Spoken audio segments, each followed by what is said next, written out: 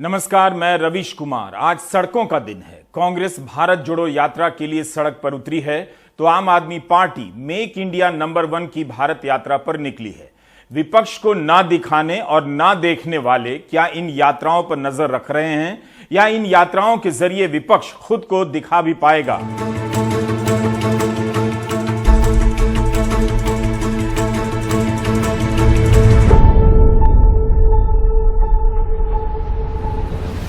एक तीसरी सड़क इन दो यात्राओं से छोटी है मगर मीडिया के कवरेज के हिसाब से मीलों लंबी है। 8 सितंबर को प्रधानमंत्री Narendra Modi central Vista project के तहत नए राजपथ का अनावरण करने वाले हैं। एक तरफ विपक्ष सड़कों पर पैदल चलकर देश की हालत बता रहा है, दूसरी तरफ सत्ता पक्ष इस सजे धजे लघु सड़क मार्ग के सहारे किसी नई शक्ति के आगमन का ऐलान कर रहा है, जिसका नाम नई दिल्ली नगर पालिका ने कर्तव्य पथ रखने का फैसला किया है। देखा जाए तो इस पथ का कर्तव्य से कम संबंध है, सैर सपाटे और राजकीय प्रदर्शनों से ज्यादा है। सत्ता के रास्तों का नाम लोक और कर्तव्य कर देने के बाद भी सत्ता के चरित्र में बदलाव नहीं आता है। इस लिहाज से राजपथ ही ठीक रहता, लेकिन अब जब ऐसा फैसला हो ही गया है तो कोई बात नहीं। इसकी भव्यता पहले भी आकर्षित करती रही है, आगे भी करेगी। सरकार का पक्ष है कि नए नामों से औपनिवेशिक मानसिकता से छुटकारा मिलता है।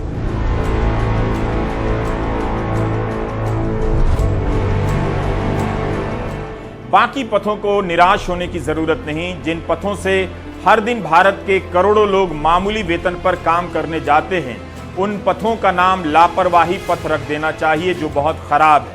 इन खराब सड़कों पर चलने के अलावा जनता के पास कोई चारा नहीं। किसी की गाड़ी टूट रही है तो किसी की टांग। गरीब देश के नागरिक जानते हैं उन्हें हर हाल में अपने कर्तव्य सेंटर यानी दफ्तर पहुंचना है। बल्कि आइडिया आ गया, कर्तव्य पथ के साथ साथ तमाम दफ्तरों का नाम कर्तव्य केंद्र रख देना चाहिए, कर्मचारियों का नाम कर्तव्यवान रख देना चाहिए। कुछ नाम आप भी सोचिए। इस बीच सूचना यह है कि औसत आय के मामले में भारत का स्थान दुनिया में 145वां है। इसलिए कर्तव्य पथ पर चलते रहिए ताकि औसत आय में भले 2-4 आना ना जुड़े, जो मिल रहा है मिलता रहे। दिल्ली का राजपथ और अब कर्तव्य पथ तो हमेशा ही सुंदर और सजा धजा दिखता था। खराब सड़कों के अनुभवों को याद कर कर्तव्य पथ का मजा मत खराब कीजिए।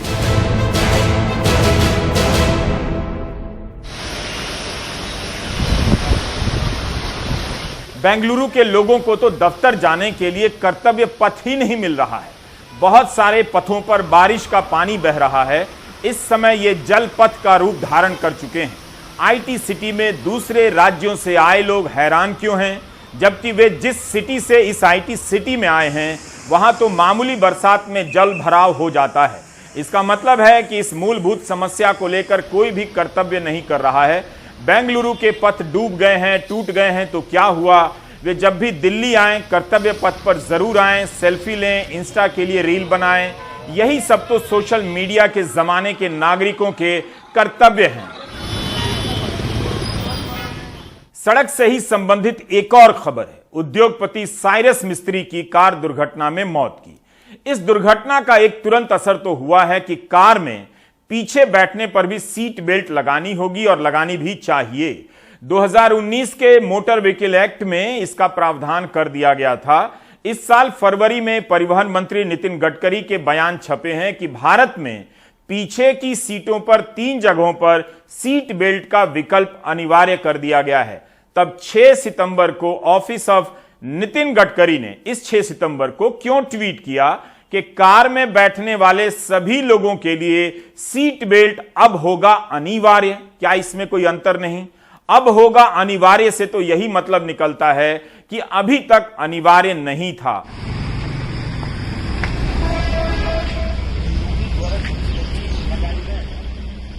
साइरस मिस्त्री की कार दुर्घटना को केवल सीट बेल्ट ना लगाने तक सीमित करना ठीक नहीं रहेगा। सड़क की डिजाइन पर ज्यादा जोर दीजिए। सीट बेल्ट के शोर में यह बात दब गई कि भारत में कई सड़कों की डिजाइन बहुत खराब है, जिसके कारण दुर्घटनाएं होती रहती हैं। कार चलाने का अनुशासन होना चाहिए, लेकिन साथ साथ सड़क की डिजाइन का भी मूल्यांकन होना चाहिए। मीडिया में यह बात आई है कि जिस जगह पर साइरस की कार दुर्घटनाग्रस्त हुई है वहां पर हाईवे सकरा हो जाता है, 4 लेन की जगह 2 लेन का हो जाता है क्योंकि डिवाइडर की डिजाइन ठीक नहीं। सेंट्रल रोड रिसर्च इंस्टीट्यूट के मुख्य वैज्ञानिक एस वेलमुरुगन ने समाचार एजेंसी पीटीआई से कहा है कि इस दुर्घटना से 3 बातों पर ध्यान जाना चाहिए। एक कि हाईवे की डिजाइन में निरंतरता होनी चाहिए, मतलब ऐसा ना हो कि कुछ दूर तक एक डिजाइन और उसके आगे कुछ और डिजाइन। हाईवे पर जो साइन बोर्ड लगे होते हैं वो साफ तौर पर समझ आने चाहिए। सीट बेल्ट को लेकर जागरूकता होनी चाहिए।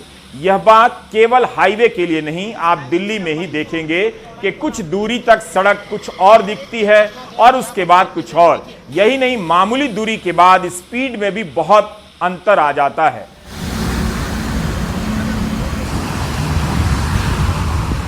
यहाँ पर जो देख रहे हैं हम कि 3.5 मीटर की एक लेन होनी चाहिए, 3 लेन मिला के 10.5 मीटर होना चाहिए, तो यहाँ 10 मीटर भी नहीं हो रहा है प्रॉपर। और आगे जहाँ एक्सीडेंट हुआ है वहाँ 7 मीटर है, 7 मीटर ओनली, और 7 मीटर सडनली होता है, तो इसके लिए ड्राइवर घबरा जाता है और दोनों गाड़ी के बीच में छोटी गाड़ी सैंडविच हो जाती है और एक्सीडेंट होता है। ये गाड़ी ठुक के ही ये डिवाइडर टूटे हैं। टायर जब ठुकते ना, यानी पहले कभी हाँ ऐसा होता ही है सर, ये होता ही है। यानी इनका कहना है कि हो सकता है ये पहले, ये जो जिसने से टूटा है हाँ, ये पहले कोई गाड़ी इसी तरह से टकराई होगी। लेकिन जब 3 का 2 लेन होता है और अक्सर इस तरह की होती है, तो यहाँ पे एक मार्किंग वगैरह कुछ इस तरह की होनी चाहिए थी या साइन बोर्ड होना चाहिए? साइन बोर्ड होना चाहिए कि आगे 2 लेन है और 2 लेन का पुल सेपरेट और बना है, लेकिन ऐसी कोई सूचना वहाँ पे नहीं लगी है। ब्लिंकर भी बंद था, ये रात में ब्लिंकर चालू किया इन्होंने। उद्योग जगत में साइरस मिस्त्री का अपना प्रभाव और मुकाम रहा है, इसलिए भी मीडिया में इस दुर्घटना को लेकर काफी कवरेज हुआ, जिसमें सड़क डिजाइन से लेकर सीट बेल्ट को लेकर बातें हुई। मगर सीट बेल्ट की बात सबसे अधिक हो गई, कार की डिजाइन की बात हो गई, और इस तरह सड़क की डिजाइन की बात दर्ज तो हुई, पीछे रह गई। इस देश में हर साल 80,000 से लेकर 1 लाख और कभी कभी 1.25 लाख लोग सड़क दुर्घटनाओं में मारे जाते हैं। इसके बाद भी अभी तक पीछे की सीट पर बेल्ट लगाना अब क्यों अनिवार्य किया गया है? 4 जून 2014 को दिल्ली में एक और भीषण दुर्घटना हुई थी। 2014 में आई मोदी सरकार ने अभी ठीक से कामकाज शुरू भी नहीं किया था कि एक कद्दावर नेता की मौत कार दुर्घटना में हो जाती है। गोपीनाथ मुंडे बीजेपी में ओबीसी नेताओं के बड़े चेहरे माने जाते थे। उनकी मौत को लेकर समर्थकों को भारी सदमा पहुंचा। उस समय के स्वास्थ्य मंत्री हर्षवर्धन ने भी पीछे की सीटों पर बेल्ट लगाने को लेकर कई सारे बयान दिए। उन्होंने कहा कि अगर गोपीनाथ मुंडे ने सीट बेल्ट लगाई होती तो जान बच सकती थी। साथ ही यह भी कहा कि स्वास्थ्य मंत्रालय एनजीओ के साथ मिलकर मल्टी मीडिया कैंपेन चलाने जा रहा है। हर्षवर्धन ने इंग्लैंड में हुए एक शोध का भी जिक्र किया कि अगर पीछे की सीट वाले बेल्ट लगाएंगे तो दुर्घटना से मृत्यु में 45% की कमी आ सकती है। 1955 से ही दुनिया के कई देशों में पीछे की सीट पर बेल्ट लगाने का कानून है, अनिवार्य बना दिया गया है। 2014 में डॉक्टर हर्षवर्धन का बयान है कि गोपीनाथ मुंडे की मौत एक टर्निंग पॉइंट है। वो कह रहे हैं सभी के लिए अलार्म है। 2012 में मशहूर हास्य कलाकार जसपाल भट्टी की सड़क दुर्घटना में मौत हो गई थी। गोपीनाथ मुंडे की मौत के बाद जसपाल भट्टी की पत्नी सविता भट्टी का बयान छपा है कि यह दुर्भाग्यपूर्ण है कि हम इन दुर्घटनाओं से कुछ भी नहीं सीखते। 2022 में साइरस मिस्त्री के साथ ऐसा हो गया। हम केवल बातें कर रहे हैं। 2012 से 2014 आया, 2014 से 2022 पीछे की सीट पर सीट बेल्ट के इस्तेमाल को लेकर तत्परता क्यों नहीं दिखाई गई? 5 जून 2014 का नितिन गडकरी का एक बयान है कि 1 महीने के भीतर, गोपीनाथ मुंडे के निधन के बाद 1 महीने के भीतर केंद्र सरकार भारतीय वाहन कानून संशोधन विधेयक लाएगी ताकि सुरक्षा के नियमों को अंतर्राष्ट्रीय स्तर के मानकों की तरह बनाया जा सके। तब फिर क्यों गडकरी के दफ्तर से ट्वीट हो रहा है कि पीछे की सीट पर बेल्ट अब से अनिवार्य होगा, जबकि मोटर व्हीकल एक्ट 2019 में लिखा है, केंद्रीय मोटर वाहन कानून के 138वें नियम में लिखा है कि जो लोग गाड़ी में आगे की सीट पर बैठते हैं या फिर आगे की ओर देखते हुए पीछे बनाई गई सीटों पर बैठते हैं, उनको सीट बेल्ट लगाना अनिवार्य है। सीट बेल्ट ना पहनने पर करीब 1,000 रुपए तक का जुर्माना लगाया जा सकता है। मोटर व्हीकल एक्ट में जब लिखा है कि सीट बेल्ट लगाना अनिवार्य है, चाहे आप आगे की सीट पर बैठे हों या पीछे की सीट पर, 1000 रुपए के जुर्माने का प्रावधान है, तब क्यों सड़क एवं परिवहन मंत्री नितिन गडकरी कह रहे हैं कि अब से अनिवार्य होगा, अब फैसला लिया गया है? अखिलेश शर्मा के साथ गडकरी क्यों कह रहे हैं कि आज ही मैंने फाइल पर साइन किया है कि पीछे की सीट पर बेल्ट लगाना अनिवार्य होगा? अगर साइन करने की ही बात थी तब तो यह काम बहुत पहले कर दिया जाना चाहिए था। ऐसा है कि पीछे में अगर कोई सीट बेल्ट नहीं लगाएंगे तो आज ही मैंने एक फाइल पर साइन किया है, अब उनके ऊपर फाइन लगेगा मिनिमम 1000 रुपए और उसके बारे में तुरंत ऑर्डर निकालेंगे। और ये कॉन्करेंट लिस्ट में होने के कारण स्टेट गवर्नमेंट का ऑर्डर निकालना पड़ेगा, क्योंकि लॉ एंड ऑर्डर उनके साथ होती है। निश्चित रूप से राज्य सरकार भी सहयोग करेगी और इसके ऊपर कार्रवाई होगी। गोपीनाथ मुंडे की मौत के समय ही इस तरह के कदम उठाए जा सकते थे। अलार्म से लेकर जागरूकता पर बात हो सकती थी। बात तो हुई, प्रधानमंत्री मोदी ने भी मन की बात में सड़क सुरक्षा का जिक्र किया है और भी कई अभियान चले हैं। माई गवर्नमेंट के पेज पर सड़क सुरक्षा के नियमों का पालन करने की प्रतिज्ञा है। 2.25 लाख लोगों ने प्रतिज्ञा ली है। सबसे ज्यादा महाराष्ट्र से लोगों ने प्रतिज्ञा ली है। लेकिन यह सब होते हुए भी आज क्यों पीछे की सीट पर बेल्ट लगाने का फैसला होता है? पत्र सूचना कार्यालय पीआईबी के यूट्यूब चैनल पर सीट बेल्ट को लेकर एक प्रचार वीडियो है जो जागरूकता के लिए बनाया गया। इसमें खुद नितिन गडकरी कार की अगली सीट पर बैठे हैं और संदेश दे रहे हैं। 2018 के साल में नितिन गडकरी खुद पीछे की सीट पर बेल्ट लगाने की बात इस प्रचार वीडियो में नहीं कर रहे हैं, जबकि गोपीनाथ मुंडे की मौत के पीछे एक कारण यह भी था कि उन्होंने पीछे की सीट पर बेल्ट का प्रयोग नहीं किया था। सीट बेल्ट लगाइए और अपनी जान बचाइए। अगर एक्सीडेंट होगा तो सीट बेल्ट आपकी जान बचाएगा। बाइक पर बैठने वाले नौजवान लड़के लड़कियों को मेरा आह्वान है कि हेलमेट पहनिए। हेलमेट एक्सीडेंट में आपकी जान बचा सकता है। गाड़ी और बाइक चलाते समय मोबाइल पर बात मत करिए, इससे एक्सीडेंट होगा और आपके जान को खतरा होगा। रोड सिग्नल आपके सुरक्षा के लिए है, उसका पालन करिए और अपनी जान बचाइए। याद रखिए, सड़क सुरक्षा जीवन की रक्षा।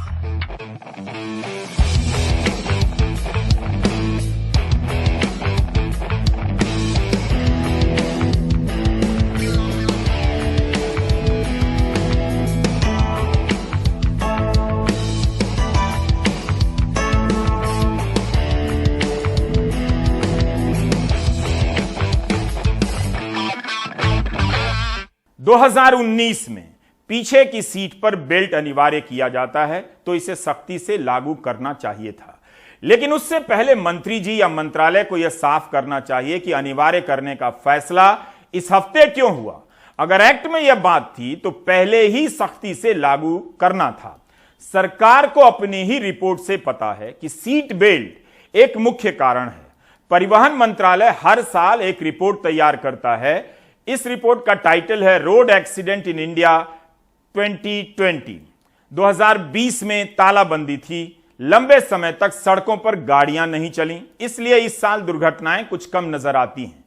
इस रिपोर्ट के पेज नंबर 72 पर बताया गया है कि सीट बेल्ट ना लगाने की वजह से 2020 में 15,146 लोगों की मौत हुई, 39,102 लोग घायल हो गए सड़क दुर्घटनाओं में। सड़क दुर्घटनाओं में मारे जाने वाले कुल लोगों में इनकी संख्या 11% रही।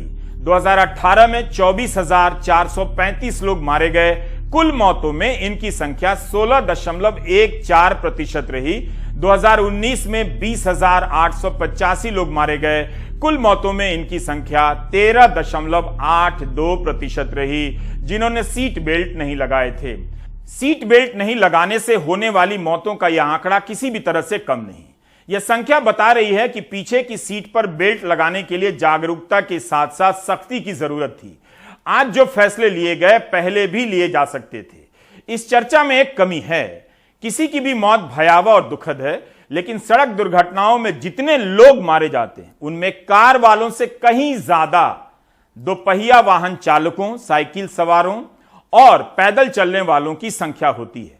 हर साल 1.25 लाख लोग सड़क दुर्घटनाओं में मारे जाते हैं, मगर चर्चा तभी होती है जब कार दुर्घटनाग्रस्त होती है। इसमें भी हम ढंग से चर्चा नहीं करते, ना बदलाव आता है, केवल भावुकता पैदा होती है और भावुकता समाप्त हो जाती है। यहां केवल सीट बेल्ट का सवाल नहीं है, सड़क की डिजाइन का भी सवाल सामने रखिए। दुर्घटना के बाद कितनी जल्दी और किस स्तर का इलाज मिलता है, उसका भी सवाल उतना ही महत्वपूर्ण है। आईआईटी दिल्ली में आज प्रोफेसर दिनेश मोहन की याद में एक सेमिनार हुआ। दिनेश मोहन सड़क सुरक्षा से जुड़ी नीतियों और अभियानों के लिए काम करते रहे हैं।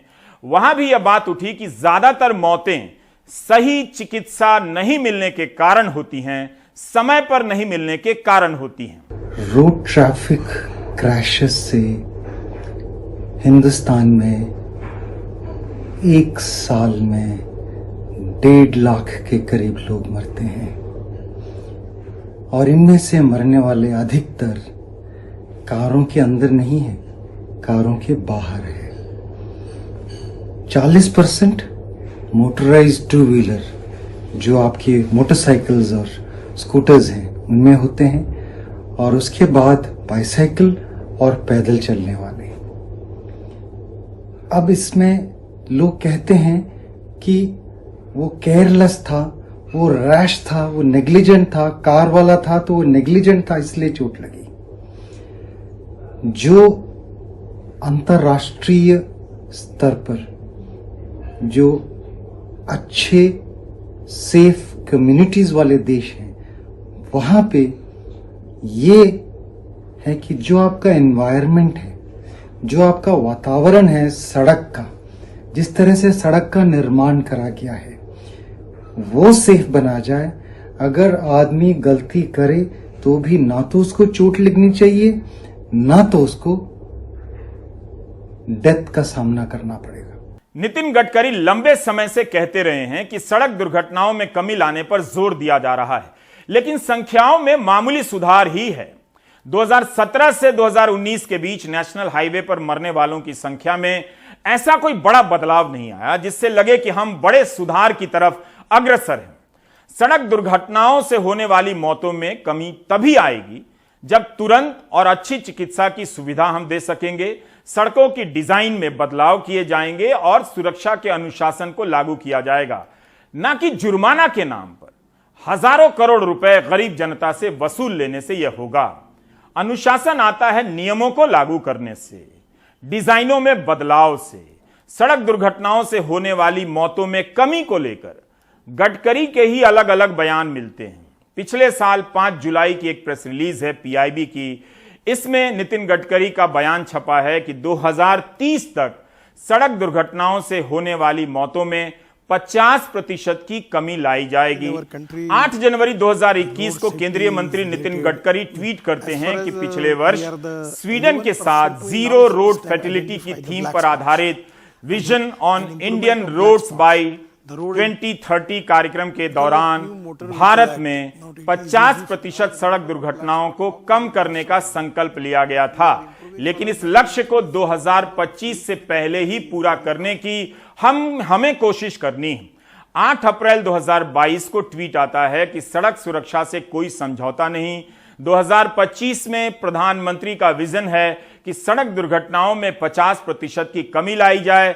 देसी सुरक्षा रेटिंग एजेंसी शुरू की जा रही है, इसका नाम है भारत NCAP, जिसका पूरा नाम न्यू कार असेसमेंट प्रोग्राम रखा गया है।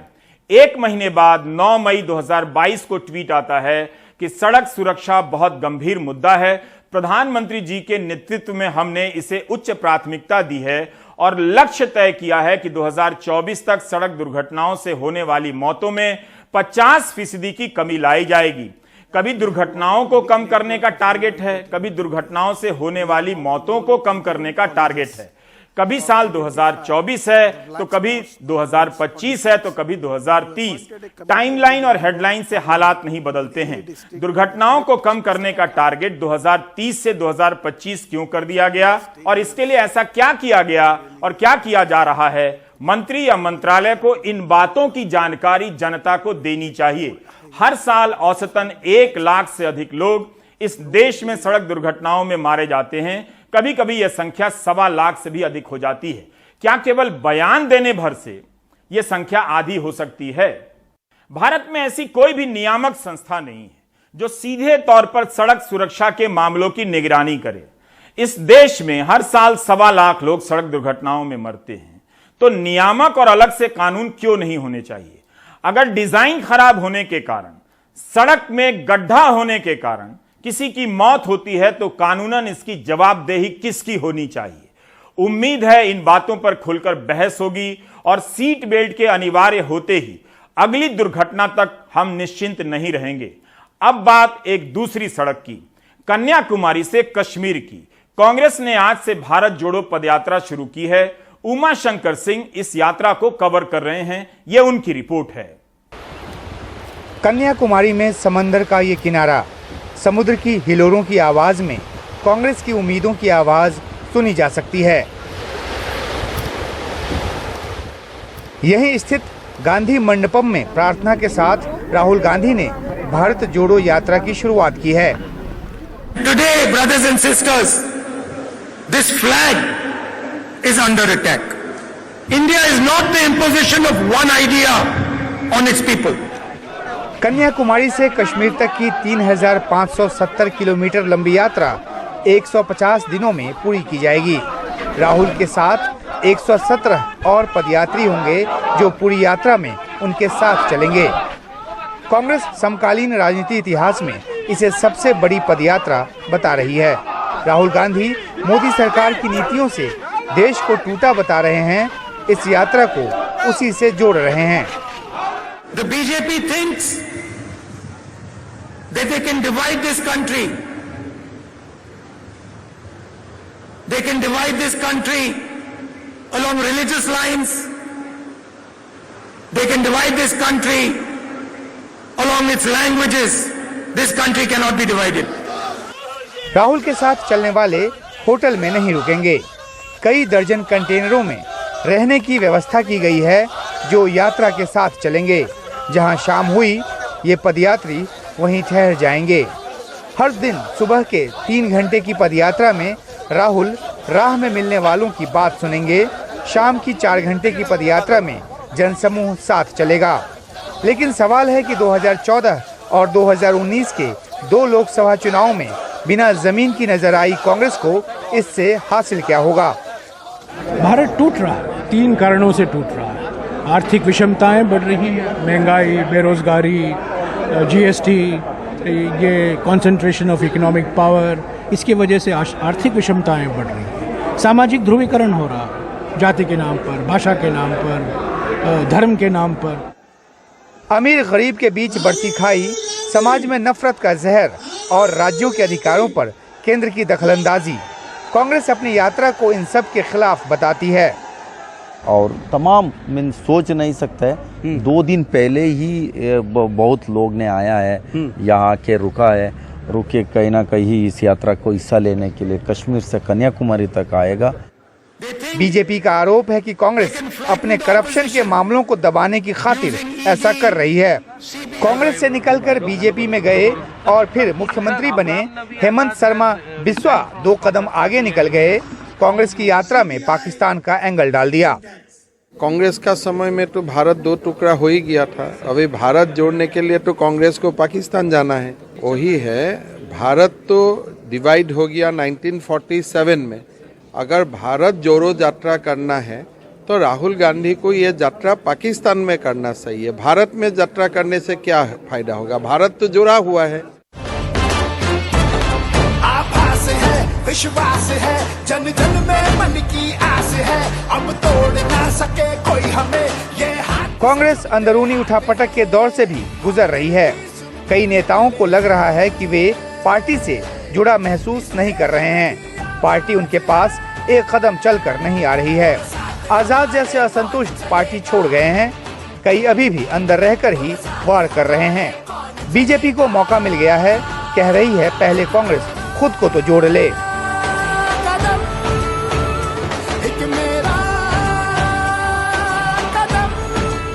कांग्रेस अपने नए अध्यक्ष को चुनने की प्रक्रिया में है। यात्रा के बीच में ही चुनाव की प्रक्रिया पूरी होनी है। राहुल यात्रा की अगुवाई तो कर रहे हैं, लेकिन अध्यक्ष बनकर पार्टी की अगुवाई करने को फिलहाल तैयार नहीं है। मनाने की कोशिश जारी है। ये पदयात्रा राहुल के राजनीतिक जीवन की सबसे अहम यात्रा है। 30 जनवरी को जब ये कश्मीर पहुंचेगी तब तक एक अनुमान मिल चुका होगा कि इससे पार्टी को हासिल क्या हुआ। बाकी 2024 का इंतजार रहेगा। राहुल गांधी ने अपने इस भाषण के साथ ही कन्याकुमारी से कश्मीर तक की भारत जोड़ो यात्रा की औपचारिक शुरुआत कर दी।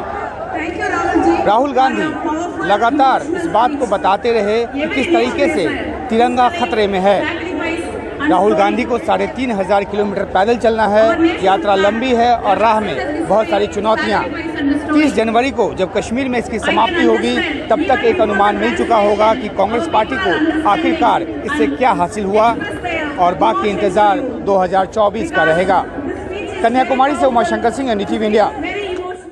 आम आदमी पार्टी ने भी एक पदयात्रा आज ही शुरू कर दी हरियाणा के हिसार से। इसका नाम मेक इंडिया नंबर 1 है। दिल्ली के मुख्यमंत्री और पंजाब के मुख्यमंत्री इस यात्रा में शामिल हुए। अरविंद केजरीवाल ने कहा कि दुनिया के कई देश भारत के बाद आजाद हुए और भारत से आगे निकल गए हैं।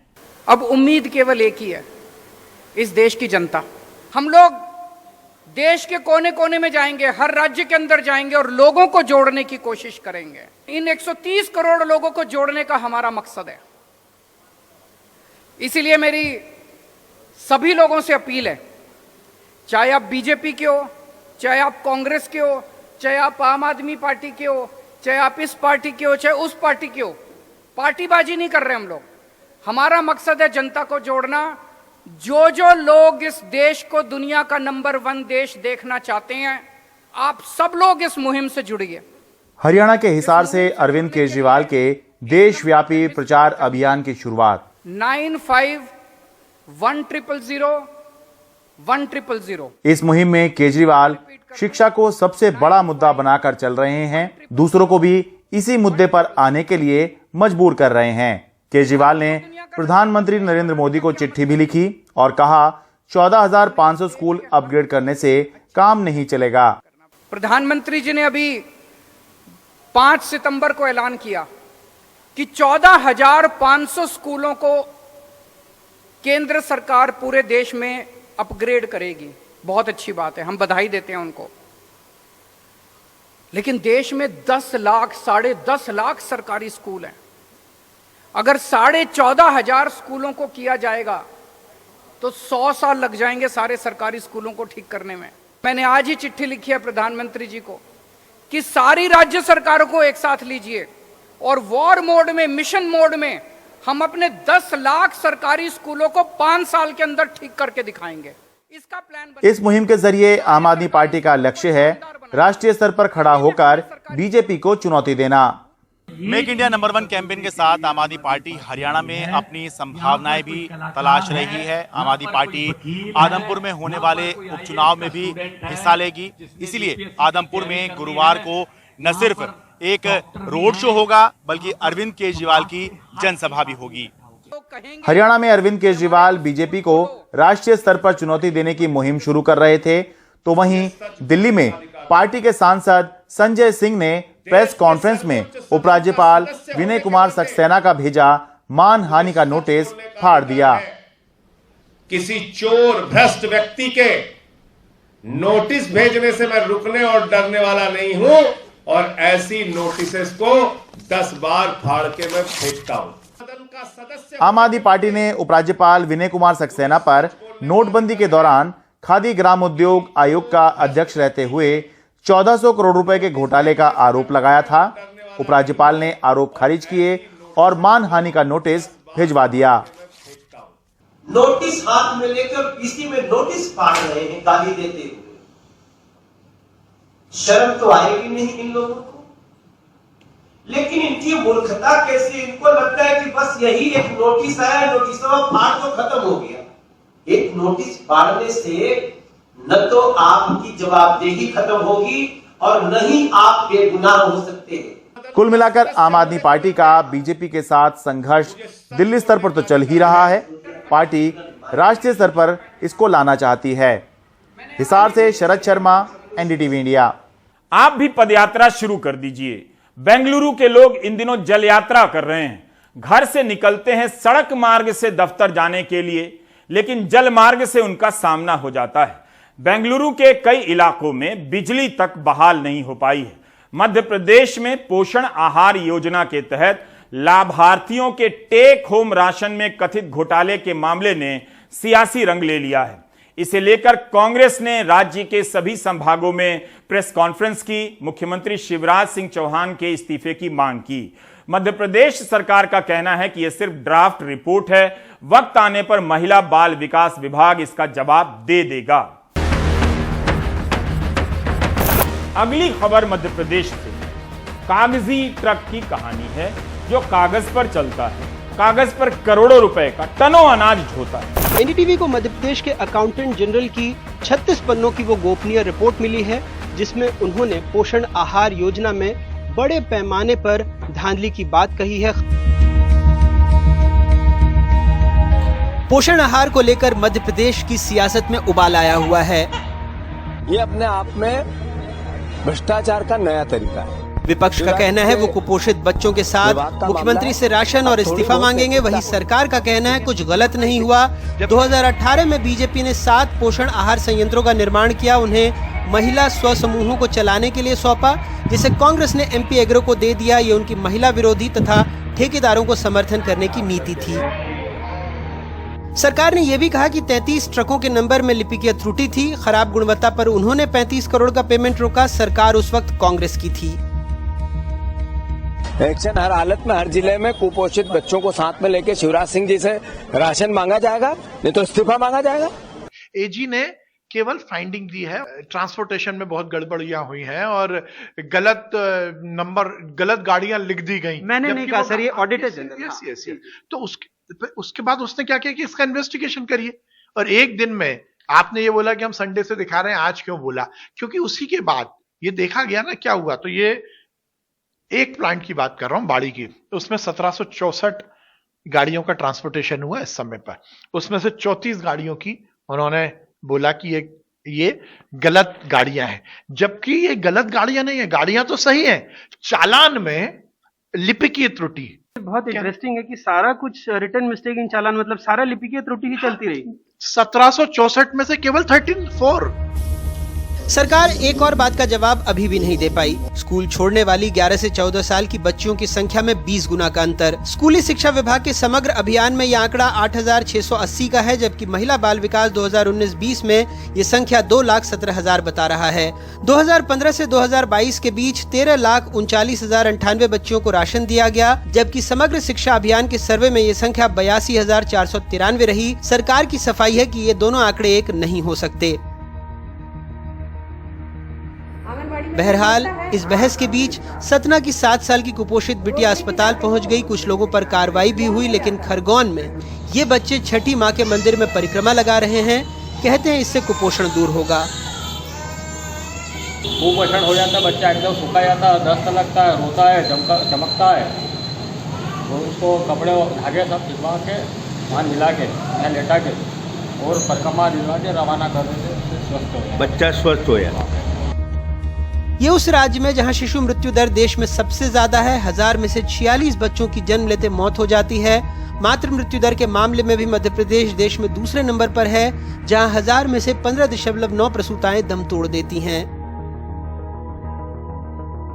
IMR में और MMR में देश में दूसरे नंबर पर। आपके पास ये विभाग। तो 2 बातें मैं आपसे निवेदन करना चाहता हूं कि लगातार हम इस पर काम कर रहे हैं, और आप यदि ये कहेंगे कि आज की जो परिस्थिति है तो आपको पहले की परिस्थितियां देखना पड़ेगा। ये एक कंटिन्यू स्थिति को सुधारने की प्रक्रिया है जिस पर हम काम कर रहे हैं, और यदि आप रेशो देखेंगे तो लगातार उसमें कमी आ रही है, और हम कटिबद्ध हैं कि इसको और नीचे लेके आए। कई बार समस्या के हल में पहला कदम यह है कि समस्या को मानना, लेकिन यहाँ तो सरकार समस्या को षड्यंत्र मान रही है। आप यकीन करेंगे कि कई आंगनबाड़ी कर्मियों को धमकाकर उनसे लिखित में लिया जा रहा है कि उनके यहाँ टेक होम राशन में कोई विसंगति नहीं है। अब अगर कुपोषण से लड़ने का ये समाधान है तो फिर क्या ही कहा जा सकता है। भोपाल से कैमरा पर्सन रिजवान खान के साथ अनुराग द्वारी, एनडीटीवी इंडिया। उत्तराखंड में सरकारी भर्ती घोटाले को लेकर नौजवान सड़कों पर उतर रहे हैं। हालांकि वहां की सरकार ने जांच की घोषणा वगैरह कर दी है, लेकिन जिस तरह से नेताओं के रिश्तेदारों की बहाली की खबरें आई हैं, उससे युवा बेचैन हैं। मंगलवार को उत्तरकाशी के पुरोला और चमोली के गोपेश्वर में छात्र विरोध प्रदर्शन पर उतरे और बुधवार को देहरादून में राज्य भर से आए छात्रों और युवा संगठनों ने प्रदर्शन किया।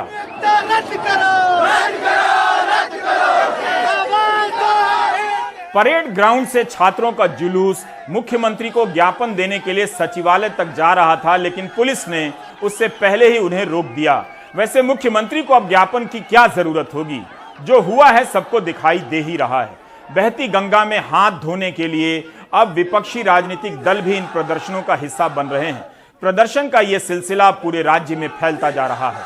हर जिले से छात्र और युवा संगठन सरकारी भर्तियों में हो रहे घोटाले से नाराज हैं और सरकार से न सिर्फ जांच की मांग कर रहे हैं, बल्कि दोषियों को सख्त से सख्त सजा देने की मांग कर रहे हैं। आप दर्शक कुछ भी मांग नहीं कर रहे, इसलिए आप ब्रेक ले लीजिए।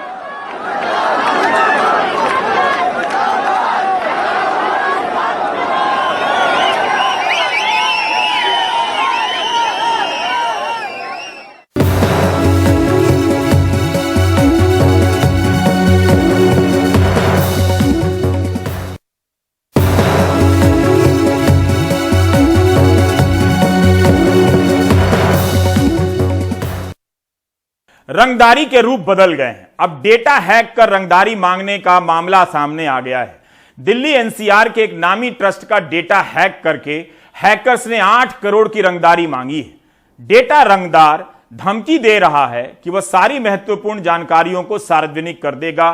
कई नामी साइबर सिक्योरिटी की कंपनियां कोशिश में लगी हैं, मगर हैक किया गया डेटा वापस नहीं आ रहा है। रविश रंजन शुक्ला की यह रिपोर्ट देखिए।